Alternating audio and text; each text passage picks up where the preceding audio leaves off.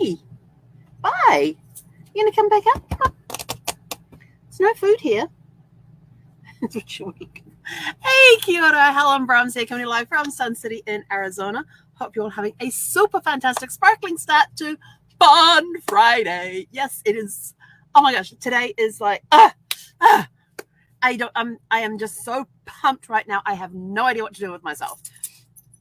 Okay, hang on. Where's my little cheat sheet here? I didn't put my cheat sheet up. So what fun are you having today? Oh my gosh, my day, if you haven't already read my Facebook wall, my day got off to an amazing start today. I got up before the sun was up. I had the blind over the kitchen sink open because that looks to the west, because if I look to the east, there's a house right next to me. So I can't watch the sunrise that way, but there is an RV next to us and I can watch the reflection of the sun rising and then the colors on the sky behind the RV if I look out my kitchen window. And I put my awning away the night before, so I was able to have a nice clear view this morning. So I sat here and I have myself a new little journal. It's called Musings. I've got Musings written on it. And the last 3 mornings I've been getting up early and writing in my journal, in my musings. And this morning, there's a story idea I came up with back in May 2020 when we were parked at a really cool campground just south of the Florida-Georgia state line. So we were in Florida, and it was like the last place before the state line was like 5 miles from the campground. And so we were just inside Florida. And we were at this beautiful campground. It had this lake in the middle. We had a road in front of the RV, but nobody ever drove that road because it was the exit road for your from your campsite. And there was a campsite next to us that was never used, and so nobody ever drove in front of us. So we had this beautiful lake view with trees behind it, and then there was the road going around the lake for people to exit out of the campground. And so we would sit there with the blinds open in the morning, and the blind would be open in the morning, and we'd have it open all day, and we just had this gorgeous view of this lake. And it wasn't a very big lake, but I was in my recliner one day and I had a snooze, and I woke up, and just the way the sunlight hit the water and everything, I had this really cool idea for another piece of flash fiction. It has taken me until today to get that story out of my head. Every time I thought of it, I could picture the ending, I could picture the beginning, and I could picture the ending of this piece of flash fiction in my head, no problem at all. It's what was in the middle. And I thought about starting to write it and seeing if something would flow. And I was like, no, I want it to be free flowing, and I don't want to struggle over it. So I left it. Wrote another piece of flash fiction in between, which you all got to hear on a few months ago when one of the things I drew out was to write a piece of flash fiction out of my fun tin. And that was like only the second piece of creative writing I had done since I got this block. And then yesterday on our morning call, the training call that I do every morning, Monday through Friday, we had a very inspirational message shared with us about telling our story. By the end of that call, I was not the only one that had sparkles of love coming down the cheeks. Yes, and you may see a little bit of sparkle in the cheeks today. I'll explain that one in a moment. And it was sort of like, oh my gosh, I have to tell my story. I have to get it written. And then I was sort of like, all day, I was like, where do I start? What do I even start? And all these thoughts were going inside my head. And I couldn't grab a thought to write, which was frustrating me. So this morning I got up, like I said, it was before dawn had even cracked. There was no light in the sky. It was dark. And I sat down here at the table. I had my hot cocoa this morning, and I just started writing. And within minutes, out of the end of the pen came this entire flash fiction story that had been stumping me since May of last year, May of 2020, and it flowed out of the end of my pen. I was so pumped. And I got on the training call, and before we got started, I shared the story with the person who had shared the message with us yesterday, and told her about that. And so it just felt so freeing to get rid of that block. And now all I want to do is just shut the world out and just write. But I know I can't do that because I have to-do lists to do today. I've got work later on this afternoon, so it's going to be just jotting notes down throughout the day as thoughts and ideas come to my head. Oh, excuse me. So so we did the call. Then I went and took Zephy for a walk after the call because I got so involved with writing. I looked at the clock and I didn't have enough time to get showered and dressed and then take her for a walk and be back for my call. So we did the shower dress part and then took her for the walk after the call. And then when the call was finished, I then went and took her for a walk, came back, and then went and got the mail. And there were like 3 surprises, three mystery packages in my mailbox. I was like, oh, this is so exciting. So I knew one that I was expecting. The other 2, don't know. I haven't opened them yet. They're sitting there. But that'll be I'll save something for tonight. But there was this bag in there, and I opened it up, and it was from my friend Eileen and Bob, who I got to spend some time with last week. We had a call, and it was straight after it was a morning call, and was it Saturday morning? Yeah, it was Saturday morning. We had this call, and it was such a great time. And she said, and of course she knows I'm all about the sparkle and everything else. So this is what she sent me. This is the coolest thing. And Eileen Meckley, thank you so much for my unicorn snot. It is a glitter body gel, and I put some on my cheeks. I don't know if you can see the extra sparkles there. But thank you so much for my little jar of unicorn snot. It's gorgeous, and it's my favorite color too. Look, it's purple. Look at that. Isn't that awesome? This is going to last me a long time. So thank you, Eileen and Bob, for my unicorn snot. I think it's absolutely gorgeous. I love it. And can you see the sparkles on my cheeks? I put a little bit on earlier, just before I got on this call. So thank you for my unicorn snot. I am so happy about that. That's awesome. And the cool part is that the unicorns inspired today's Tell Your Story question. Because I was looking at the unicorn snot, I thought, what can we have? And I'm like, just putting the glitter gel on and and I was thinking, what question could we ask today? And the unicorns inspired it. It was, what places did your imagination take you when you were growing up? So when you were growing up and you're by yourself and you're letting your imagination run wild, where was it taking? Was it taking you into space? Were you an astronaut? Were you pretending to be a fireman? Were you pretending to be a policeman? Were you pretending to be a nurse, a teacher? What sort of things did you imagine when you were a child? Did you imagine a house that you wanted to live in? And I know I did. I actually drew a floor plan. At one point when I was growing up, I actually drew a floor plan of a house that I was wanting to build. And it was going to be massive.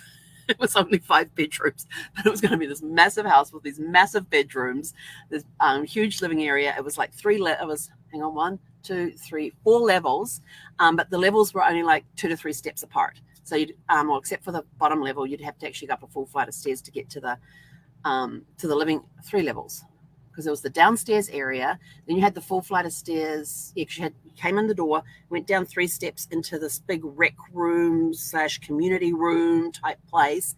Then if you'd gone the other way, you went up a full flight of stairs to the living level, and there was this big kitchen, living room, dining room area. It was all one great big room, and it went down one length of the house. It was kind of like an L-shaped house. It went down one length of it.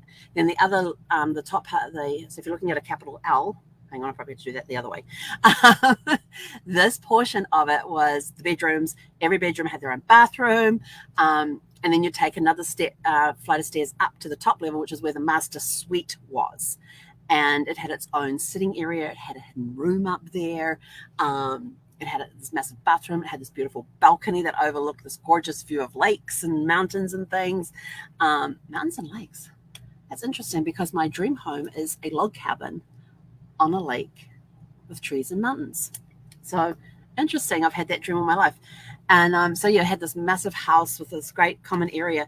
And what's interesting out of that is, now that I'm thinking about it, is that set up the dream for my dream place that I want to have, which is a log cabin on a lake surrounded by trees with mountains in the distance at the end of the lake. I actually read about some of that this morning in my flash fiction. It's kind of like all timed together. Oh, this is so exciting. And then, and that was my original one, but over time it has expanded. We've got a barn that's built there. It's got common area down below with the kitchen and eating area and all of that. But upstairs are 6 bed and breakfast apartments upstairs. So it's all for B&B. And then there's this massive garage thing on the side of the barn, which is where I park Sparkles. And then out in amongst the trees, we have 6 RV pads, all full hookup. So they've got the sewer, they've got the 30, 50 amp hookup thing there. They've got the water there. And so that's going to be like a B&B RV park area. So everything's tied up. So the people staying in their RVs can come over to the common area and have breakfast with everybody in the morning. You've got the B&B stayers upstairs in the apartments in the barn. They'll be able to come down and have breakfast down there. And I've even started thinking about decorating and doing like this rustic country log cabin type style thing in their barn, barn ranch type decor up there, and you're all in amongst the trees and everything else. And I have somebody who manages that. I have a cook who comes in and does all the cooking, so I don't have to do it. I can just enjoy the time with the guests, and I have somebody that manages the whole thing. And I'm living in my log cabin down by the shore. So it is amazing where your imagination can take you. When I think back, because it wasn't until we started talking this morning that I started this whole thing this morning that I suddenly realized, oh yeah, I drew that house. And then seeing the portions of it that are starting to take shape in my dream place that I actually want to have. So I'm still looking for the land of where this log cabin is going to be. All I know is that there's a lake. I can have it there, and it's going to be east facing, so I can watch the sun come up in the morning. So I'm still looking for my piece of land where I can build my log cabin facing the east. So you get those gorgeous morning things coming up over the mountains. And in the evening, you get the sun setting on the mountains. So I was kind of like thinking, yeah, that would be really cool. So where did your imagination take you when you were a kid? I know everything from being a nurse, which is what my mum was. My mum was a nurse. So I always get up to be a nurse. So I was going to be a nurse like my mum when I grow up. And then I had a bad experience when I was 16 with a dentist, and that put me off needles for a very, very, very, very, very long time. Until Brad got cancer, and then I no longer had a problem with watching people get injected. I was almost 100% with getting needles shoved into me for blood tests and all of that. I didn't freak out or faint on them as much as I used to. Brad getting cancer, that diagnosis, put that thing right out of my head most of the time. I still got a little nervous when getting blood taken and all of that, but not to the point where I was almost passing out on them. And because I was so scared that my veins in my arms were, oh, there's a bit of glitter on there. The veins in my arms would like shrink away, and they had problems finding my veins. So it got better over time. It does get better. So that went the nursing thing out the window. And then I was a racing car driver at one point. I was a champion racing car driver too. Not just a racing car driver. I was a champion racing car driver. And I didn't know how to ski, but I'd heard of skiing, so I was a world champion ski. And then I read this book about this true story about a guy who was a ski jumper who would go down and go over the moguls, and you'd learn all about that. And he was an Olympics. It was a true story based on an Olympic skier. And I thought, oh, that'll be really good. And so all of a sudden, I was an Olympic skier. I had no idea how to ski or anything else. But your imagination will take you places. You read things in books, and all of a sudden, you're off in these worlds. And my grandfather encouraged us to use our imagination when he was telling us his stories. He'd tell us the fairy tales, but the fairy tales wouldn't end how they ended in the books and stories that we read. He had his own endings to go into everything.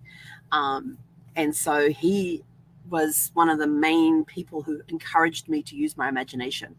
And so I'm forever grateful to my grandfather for that. But anyway, that's it. I'm out of here. Got to get out of here. So where did your imagination take you when you were a child? What sort of places did you live in? What sort of things were you doing? All of that sort of stuff. At one point I was an inventor. I have no idea what I invented, but I invented it was really, really good. I just don't remember what it was I invented in my imagination. But I was an inventor in imagination at one point in time as well.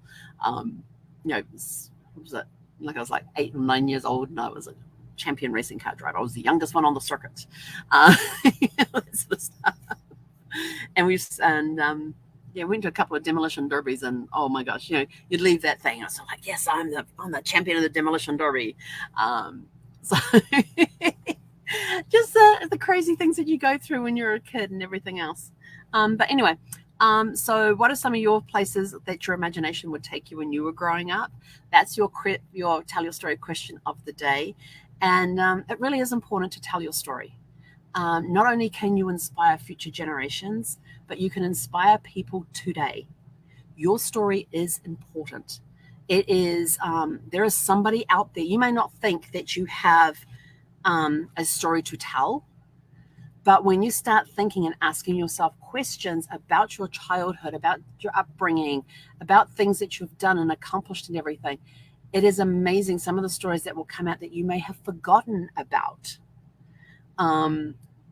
There's, just think of different things. If you see an article on the news or something, even though I don't watch the news, but if you hear stories about, people's struggles and all of that, it makes you think, sometimes you go, oh, I know how they feel. I went through that. What was my experience of going through that? And start writing it down, because there are people out there who need to hear your story, because your story will inspire somebody. You may not think it, you may not even know who these people are, but your story will inspire someone, and you will never know who that person is. You will never know the inspiration that you were to that person. There will be some people that will tell you, but there will be many who will read your story, relate to it, and it helps them through a similar situation to what you went through. So please don't dilly-dally about it. Write your story. Just write down things that you remember. And when you start writing down things you remember, other memories start popping up, and you start going through photographs and things. And I was on Ancestry last night and checking my messages on there, and there were a few people on there that had questions about, we see on your tree that you have this person, but my tree's private, so they can't actually see the information. They can just see a person's name and their birth and death date. If there is no death date, all they see is private. And they don't even see the name.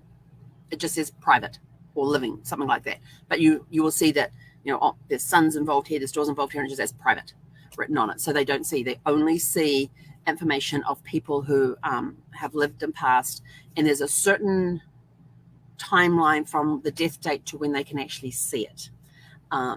So it's when you have your tree private, it really is kind of private and stuff. But people are going, and da-da-da-da. And so I was replying to some of them, and all of a sudden stories that I remember hearing about these people started flooding back into my memory.